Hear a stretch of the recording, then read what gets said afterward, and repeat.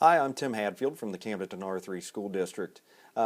We first met with Rick and Ken back in 2011 to talk a little bit about how we could better involve our patrons into the decision-making process in our district, and wanted to keep attuned to the values and beliefs of our patrons.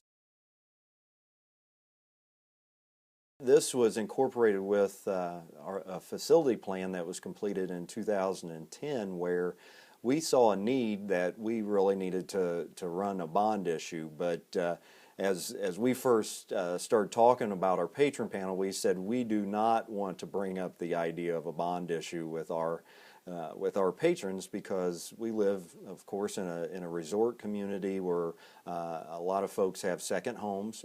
In fact, majority of our home ownership is through second homes, and so bond issue just didn't seem very politically palatable at that time, even though we had a need to do that. So we started the patron panel in June of 2011.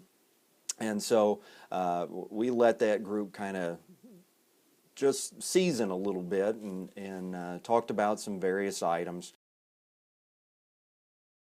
Through that group, the idea of running a bond issue to build elementary schools to take off some of the stress in our existing buildings, that filtered to the top. And so we had numerous meetings with our patrons regarding that. We had a good support to do that.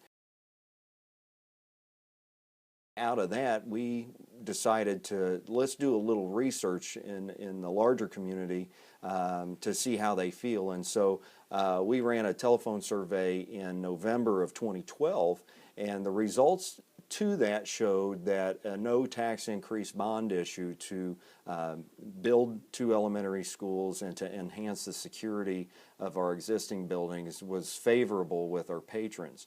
And we had about a 71% approval rating for that issue. In April, after campaigning regarding the bond issue, we passed with about a 66% approval rating, and really the seeds to all that came through the work of Ken and Rick with our local patron panel.